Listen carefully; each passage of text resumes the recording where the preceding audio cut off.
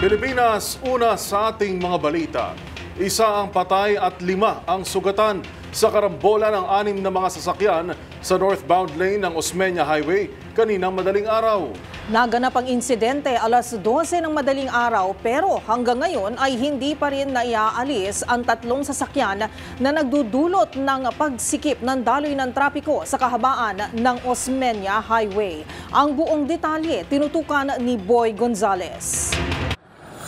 Isa ang kumpirmadong patay, 5 naman ang sugatan sa karambola ng 6 na sakyan sa northbound lane ng Osmeña Highway, kanto ng Sobel Roa Street, boundary ng Makati at Maynila kanina madaling araw. Naganap ang aksidente ng alas 12:55 ng madaling araw pero hanggang ngayon ay hindi pa rin nahatak o naialis ang 3 sakyan. Kabilang dito ang isang SUV Lexus na may plakang NNC 2268, truck na may plate number NAM 3798 at minivan na may plate number Nancy Echo Whiskey 2034. Naialis na ang 3 sakyan, isang tanker, Mazda at Honda City.